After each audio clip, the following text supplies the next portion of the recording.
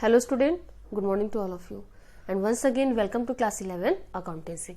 But our chapter is going on journal entry and in this chapter already we have completed banking transactions and in our last lecture we have completed some specific transaction related with bad debits, cash for personal use, withdrawn from business as well as loss by fire etc.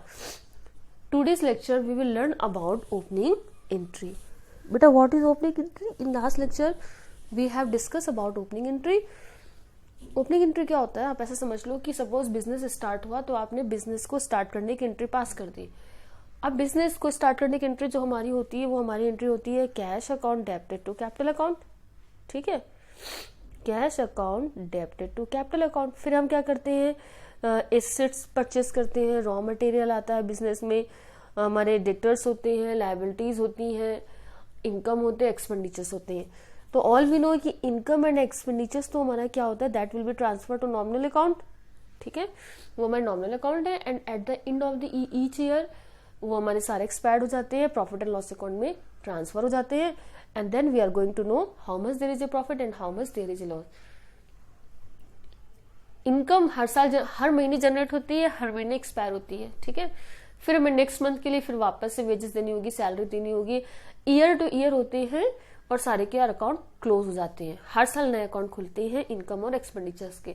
लेकिन building या कोई real account हो या कोई personal account है, building आपने purchase की तो बिल्डिंग ऐसा तो है नहीं कि एक साल में खत्म हो जाएगी. फॉर एग्जाम्पल आपने बाइक परचेस की तो बाइक आपके पास कई सालों तक रहेगी, लेकिन बाइक में जो आप पेट्रोल डलवा रहे हो वो आपको हर बार डलवाना पड़ेगा. तो जो पेट्रोल हो गया वो तो आपका नॉमिनल एक्सपेंसेस हो गया और जो आपकी बाइक है वो आपकी रियल है. ठीक है, तो जितने भी रियल और पर्सनल अकाउंट होते हैं उनके अकाउंट को हम क्या करते हैं, कहाँ ट्रांसफर करते हैं? उनके अकाउंट को हम नेक्स्ट ईयर में ट्रांसफर करते हैं बिकॉज इनका क्लोजिंग एंड ओपनिंग बैलेंस, इनका क्लोजिंग बैलेंस होता है. नॉमिनल अकाउंट का कोई भी क्लोजिंग बैलेंस नहीं होगा because that will be transfer to profit and loss account and then we will know how much there is a profit और how much there is a loss. अब आपको करना क्या? पहले बात ये आती है, ये तो मैंने समझा दिया. आपने पहला साल कंप्लीट हो गया, फर्स्ट ईयर में आपको पता चल गया कि how much there is a profit, how much there is a loss. अब आप क्या करोगे कि जो प्रॉफिट लॉस हुआ है आपको वो तो आपने ट्रांसफर कर दिया. ठीक है, वो आपका प्रॉफिट एंड लॉस हो गया. लेकिन बाकी जो एसेट्स और लायबिलिटीज है that you have to transfer to next year. तो जो भी आपका क्लोजिंग बैलेंस है वो नेक्स्ट ईयर का क्या हो जाएगा? ओपनिंग बैलेंस हो जाएगा. जैसे कि एसेट्स हो गई, लायबिलिटीज होगी, पर्सनल अकाउंट हो गए. तो इन सबको जब आप ट्रांसफर करोगे नेक्स्ट ईयर में, जब नेक्स्ट ईयर का ओपनिंग बैलेंस आप अपनी कंपनी में रिकॉर्ड करो, कंपनी की बुक में रिकॉर्ड करोगे तो जर्नल एंट्री क्या पास होगी? ठीक है, that time what will be the journal entry. So what you will do? Debit all the assets. जब कभी भी आपको ओपनिंग एंट्री पास करनी हो, ओपनिंग एंट्री का जनरल एंट्री पास करनी हो, then debit all the assets, credit all the liabilities. ठीक है, and if balance will be debit side then that will be capital and if balance will be credit side that will be capital and if balance will be debit side that will be goodwill. बेटा इसको मैं आपको एक example के through explain करती हूँ, ज्यादा better रहेगा. ठीक है, आप इसको ये समझ लो, जब कभी भी आप बिजनेस स्टार्ट करते हो, ठीक है, बिजनेस पुराना हो गया और नेक्स्ट ईयर में जब आप उसके बैलेंस को ट्रांसफर करोगे तो आपके पास क्या होगा? क्वेश्चंस में गिवन होगा there is a balance of stock, cash, building etcetera. तो आपको क्या करना है? जो भी ओपनिंग एंट्री के टाइम पर जितने भी एसेट्स हो सबको क्या कर दो? डेबिट कर दो. लायबिलिटी को क्या कर दो? आप क्रेडिट कर दो, जितनी भी लायबिलिटी है. अब आपने देखा सपोज एसेट्स में जो आपका डेबिट की तरफ जो टोटल बैलेंस है वो 1 लाख है और लायबिलिटीज क्रेडिट की तरफ जो बैलेंस है वो है 90,000. ठीक है, तो जो 10,000 होगा that will B capital, that will B capital. अगर बैलेंस में अगर क्रेडिट की तरफ बैलेंस आ रहा है तो वो आपका कैपिटल है. जब हम न्यूमेरिकल करेंगे आपको बहुत अच्छे से क्लियर हो जाएगा.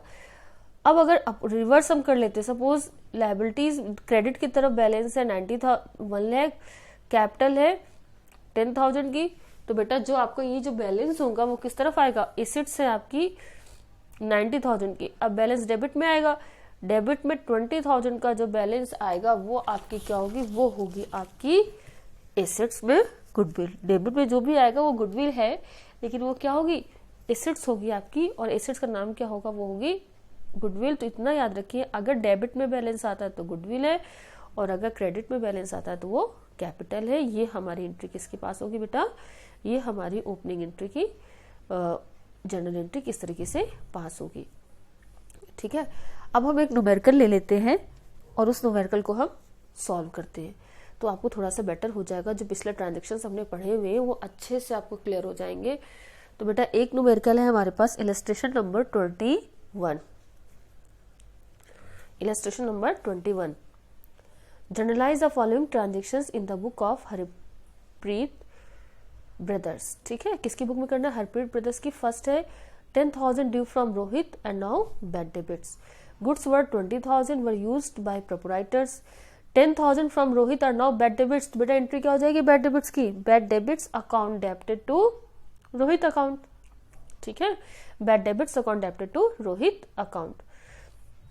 Second, goods worth 20,000 were used by proprietors, charge depreciation 10% per annum for 2 months on machinery costing 3 lakh, provide interest on capital. Rahul, who earned 20,000, become insolvent and final dividend of 60 paise in a rupee is received from his estate and goods costing 80,000 sold to Mohan for rupees 1 lakh. देखो बेटा इसका solution किस तरीके से होगा, solution में given है यहाँ पर। अब हम नरेशन से ही क्या करेंगे, जनरल एंट्री पढ़ लेंगे क्योंकि it will be difficult for us. ठीक है, बार बार पेज पलटना और पढ़ना। आप ऐसा करो, सबसे पहले इस क्वेश्चन को राइट डाउन करो अगर आपके पास बुक नहीं है। पहला ट्रांजेक्शन है राहुल बिकम बैड डेबिट्स। तो बेटा सिंपल सी बात है, हमने लास्ट लेक्चर में पढ़ा था bad debits account debited to, sorry Rohit, Rahul नहीं है रोहित। ठीक है, फिर क्या था, proprietors goods taken away by proprietors for personal use. तो एंट्री क्या होगी, drawing account debited to purchase account. If cash were taken by proprietors then entry होगी drawing account debited to cash account. Charge depreciation on machinery, बेटा machinery वाला topic एक बार आप वापस से देख लो बिकॉज इसमें डेट वगैरह गिवन थी। एंड फॉर लिसन क्या गिवन है, charge depreciation eight 10% per annum for 2 months on machinery costing 33 lakh. तो बेटा हमें सिर्फ 2 महीने का डेप्रिसिएशन निकालना है। तो देखो 3 लाख पर 10% कितना होगा आपका 30,000 एंड फॉर 2 months 2/12। ठीक है, दैट्स मीन 5,000। कितना आएगा बेटा 5,000। Clear, for 2 months। समझ में आया। तो देखो यहाँ पर हम देखते हैं कितना होगा ये हमारा, for only 2 months we have to charge for 2 months, then we will see in our journal entry. देखो यहाँ पर क्या है, depreciation account debited to machine account, depreciation expenses है डेबिट हो गया एंड मशीन क्रेडिट हो गया। ठीक है, 5,000। फिर हम बात करते हैं इंटरेस्ट प्रोवाइडेड ऑन कैपिटल। तो बेटा इंटरेस्ट कैपिटल वाला भी पॉइंट्स हम देख लेते हैं। प्रोवाइड इंटरेस्ट ऑन कैपिटल कितनी है हमारी 15 लाख एट 6% फॉर 9 months। तो बेटा 6% पहले हम कैलकुलेट कर लेते हैं and then we will 9 months। तो in this way how we will write here 15 lakh multiply by 6/100 and multiply by 9/12। तो ये नॉर्मल सी मैथमेटिकल कैलकुलेशन है जो हम जूनियर क्लासेस में पढ़ते हैं। तो आप इंटरेस्ट ऑन कैपिटल भी आपका इस तरीके से कैलकुलेट हो जाएगा एंड ओनली फॉर 9 months। जितने मंथ का गिवन है उतने मंथ का निकालना है। कुछ नहीं गिवन होता तो हम फुल ईयर का चार्ज करते। Interest on capital account debited to capital account 67,500 67,500। Next है हमारा राहुल जो cheque received and bad debits were written off from Rahul. तो राहुल के पास 20,000 थे, उसे चेक मिला है और हमें 60 पैसे इन रुपीज रिसीव। तो बेटा एक बार वापस से क्वेश्चन देख लो, ज्यादा बेटर आपको समझ में आ जाएगा। Rahul who on 20,000 become insolvent and a final dividend 60 पैसे इन रुपीज। तो बेटा हाउ मच कैश रिसीव 60,000 20,000 60%। 20,000 का 60% आप कैलकुलेट करिए तो कितना होगा 20,000 मल्टीप्लाई बाई 60 डिवाइड बाई 100 यानी कि 12,000 आपको मिल गए हैं। 8,000 आपका बैड डेबिट्स हो गया है और किससे हिसाब बराबर हो गया राहुल से। Then bad debits account bank account debited, जो मिल गया चेक मिली तो बैंक में, कैश मिला होता तो कैश में, तो bank debited bad debits debited to Rahul. ठीक है, फिर मोहन लास्ट वाला ट्रांजेक्शन और देख लेते हैं। Goods costing 80,000 sold to Mohan for 1 lakh. बेटा हमें सेल्स प्राइस से मतलब है, कॉस्ट से अभी कोई मतलब नहीं। हम जो सेल्स रिकॉर्ड करेंगे वो सेल्स प्राइस पर ही रिकॉर्ड करेंगे। तो Mohan account debited to sales 1 lakh and 1 lakh. Last में हम टोटल कर देंगे and total must be equal. तो ये हमारा क्वेश्चन एक कंप्लीट हो गया। एक न्यूमेरिकल्स और हम सॉल्व कर लेते हैं। ये है इलस्ट्रेशन, नहीं है numerical number 22 from your book prepare journal entry from the transactions given below. बेटा एक याद रखना, अगर आपके पास जो बुक तो आपकी एपीसी होगी, ठीक है, लेकिन अगर एडिशन आपका पुराना है या नया है तो हो सकता है क्वेश्चन नंबर डिफरेंट हो सकते हो, तो आप क्वेश्चन को मैच कर लेना। हो सकता है 21 हो या 23 हो आपकी बुक में, तो एक बार इसको मैच कर लेना। Prepare journal from transactions given below. First है proprietors withdraw for private use 10,000 from bank, कोई बात नहीं। Drawing account debited to cash, क्योंकि यहाँ पर तो कहीं sorry drawing account debited to bank, bank से विड्रॉ किया है। Goods costing 50,000 were burned by fire, loss by fire account debited to purchase. Purchase machinery for cash 150 and 2,000 on installation, तो machine की परचेज पर जो भी पैसा खर्च होगा वो मशीन की कॉस्ट में ऐड होगा। तो एंट्री क्या हो जाएगी, machinery account debited to cash account and 1,52,000 charge depreciation, तो depreciation account debited to building and furniture, दो पर हम चार्ज कर रहे हैं। प्रीपेड सैलरी, तो prepaid salary account debited to salary account. And Kapil वाला है become insolvent, nothing received, that's mean bad debits account debited to Kapil. तो ये हम ट्रांजेक्शंस, चलो देखते हैं किस तरीके से क्वेश्चन सॉल्व होगा। सो बेटा let's start numerical number 22. We will solve numerical number 22. First of all, we will draw format and here we will write journal of.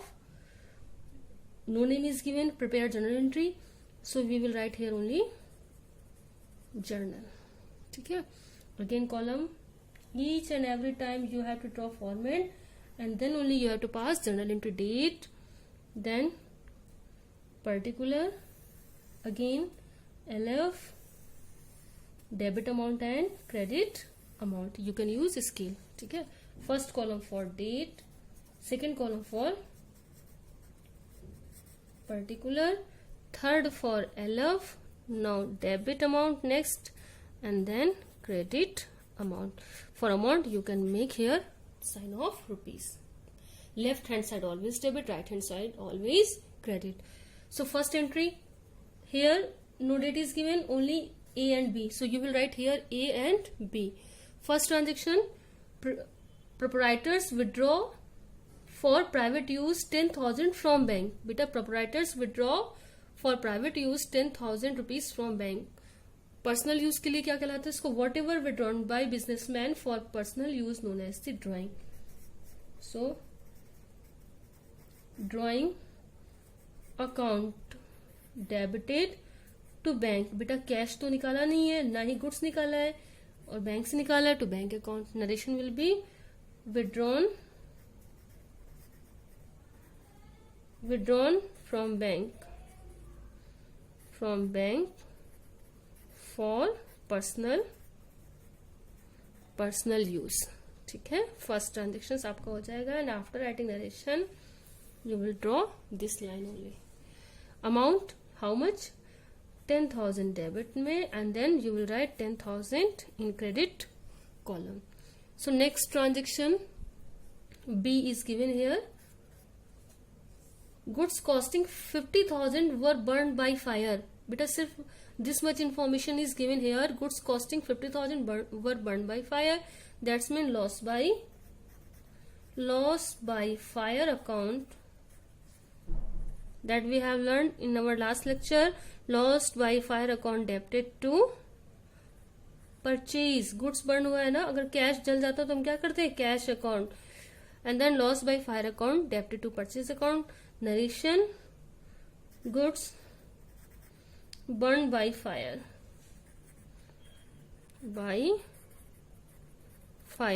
And how much amount 50,000।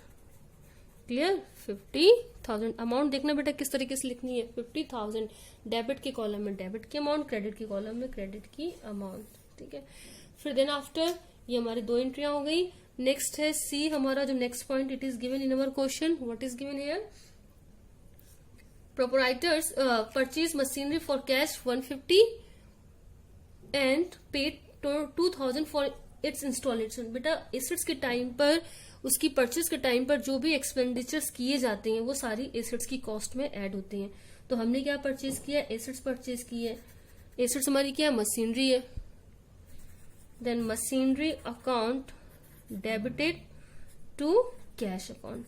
तो ये जो जितने भी एक्सपेंडिचर्स हुए 150 मशीन की cost है एंड 2000 इंस्टॉलेशन है। That's mean total machine की कॉस्ट कितनी, परचेज प्राइस 1,52,000 एंड हम लिख देंगे मशीनरी परचेस्ड। आप चाहो तो लिख सकते हो and installation charges paid ₹2,000 and this much will be enough. Also machinery purchased, and if you want to write you can also write and installation charges paid ₹2,000. Next है हमारा जो डी पॉइंट है, नेक्स्ट जो हमारा आएगा वो है हमारा, it is given in our question, charge 5% depreciation on building costing 2 lakh and 8% depreciation on furniture costing 5,000। तो हमें डेप्रिसिएशन चार्ज करना है, तो हम लिखेंगे depreciation account debited, clear, depreciation account debited to, हमने किस पे चार्ज किया है, बिल्डिंग पर, then to building account, building account, and then हम किस पर चार्ज कर रहे हैं, फर्नीचर पर, then and to furniture account. बेटा 2 लाख में हमने 8% चार्ज किया, तो 2 लाख का 8% कितना होता है, sorry charge 5% depreciation on building, तो 2 लाख का 5% आप कैलकुलेट कर लीजिए कितना होता है 10,000, ठीक है। बिल्डिंग पर कितना है 10,000, एंड देन आपका मशीनरी कितना है, फर्नीचर 5,000, 5,000 में 8%, so you will charge 8% depreciation on 5,000, तो 5,000 मल्टीप्लाई बाई 8, तो कितना होगा आपका डेप्रिसिएशन जो आपका निकलेगा 400, ठीक है। 5,000 का 8% आप निकालेंगे तो आपका 400 ही आएगा। टोटल डेप्रिसिएशन कितना हुआ 10,400, तो then here you will write here charge depreciation, narration, in narration you will write charge depreciation on furniture and buildings, sorry building नहीं है, charge depreciation on furniture, हाँ yes building ही है, charge depreciation furniture and buildings rate. If you want to write here rate, you can also write charge 8% depreciation on furniture and 5% on building. And next हमारा क्या होगा, हमारा D हो गया। Then हमारा ई जो ट्रांजेक्शन है वो क्या गिवन है हमारे क्वेश्चंस में, प्रीपेड सैलरी। प्रीपेड सैलरी हमारी एसेट से, तो एंट्री क्या हो जाएगी, prepaid salary account debited to salary account, clear. Prepaid salary account debited to salary account 2,000 and 2,000. In this way you will narration prepaid salary only, prepaid salary, and after that you will draw this line, ठीक है। And next हम वापस से पास करेंगे जो हमारा last transaction है F वाला, Kapil who owned ₹20,000 become insolvent and nothing is received from his state. तो बेटा इतना तो आप समझ गए होंगे ट्रांजेक्शन किसका है, हमने लास्ट लेक्चर में पढ़ा था बैड डेबिट्स, कुछ नहीं मिलेगा, तो बैड डेबिट्स हो गया, कौन हो गया, कपिल। देन एंट्री क्या हो जाएगी, bad debts account debited to Kapil. Very easy journal entry, बहुत ज्यादा आसान है, बस थोड़ा सा आपको दिमाग लगाना है, बिल्कुल भी टफ नहीं है जनरल एंट्री, हर बार सेम एंट्री पास होंगी। मान लो कपिल बैड डेबिट्स हो गया है, कोई और बंदा बैड डेबिट्स होता तो एंट्री क्या हो जाती, bad debits account debited to that person account. अब यहां पर आप लिख सकते हो कपिल बिकम इंसॉल्वेंट, ठीक है। ये आपका नरेशन हो गया, आपने अंडरलाइन कर दी, सारे ट्रांजेक्शन्स हो गए हैं। You will close this format, बेटा हर बार फॉर्मेट क्लोज करना है, and then after you will write here total, ठीक है, टोटल, एंड देन टोटल आपको कर लेना है, जो टोटल आएगा आपका 2,44,400 डेबिट में, एंड सेम आएगा 2,44,400 क्रेडिट में, क्लियर। और आप इस तरीके से इसको क्या कर दोगे, फॉर्मेट को टोटल है आपका हो गया। बेटा बाय चांस एक चीज और ध्यान रखना, अगर आपका टोटल 2 पेज में जाएगा, सपोज जर्नल एंट्री इस पेज में कंप्लीट नहीं हो रही, नेक्स्ट पेज में जा रही, तो आप यहाँ तो कंप्लीट हो गया, देन टोटल लिखा। सपोज नेक्स्ट पेज में जा रहे हैं तो आप लिखोगे टोटल CF। क्या लिखेंगे आप? Total CF। और जब हम नेक्स्ट पेज में वापस से जब आप फॉर्मेट को ड्रॉ करेंगे, ठीक है, नेक्स्ट पेज में जब आप फॉर्मेट को ड्रॉ करेंगे तो यहाँ पर पर्टिकुलर की बजाय फर्स्ट पेज में तो आपने पर्टिकुलर लिख दिया, जब कंटिन्यू करेंगे आपके ट्रांजेक्शन्स बहुत ज्यादा और नेक्स्ट पेज में जा रहे हैं तो यहाँ पर पर्टिकुलर ना लिखकर आप लिखेंगे टोटल BF। Total BF। बेटा लास्ट में आपने लिखा था CF मतलब कैरिड फॉरवर्ड और BF means brought forward. You will not right here particular, you will right total BF brought forward, और जो भी टोटल होगा वो आप यहाँ पर लिख दोगे। बेटा इसका फर्क क्या होगा कि जब आप नेक्स्ट पेज में एंट्री पास करोगे तो जब सारी एंट्रियां हो जाएंगी आपके पास टोटल में, तो आपको बार बार पेज बदलने की जरूरत नहीं होगी। टोटल आपके पास यहाँ पर गिवन होगा, आप क्या करोगे, टोटल का फाइनल टोटल आप यहाँ पर eight the end of the page आप लगा दोगे। ठीक है, तो अगर बाय चांस आपका पेज चेंज हो रहा है तो total CF and next page में आप करोगे total BF। I hope you understand this question. If you have any doubt you can ask, you can call me.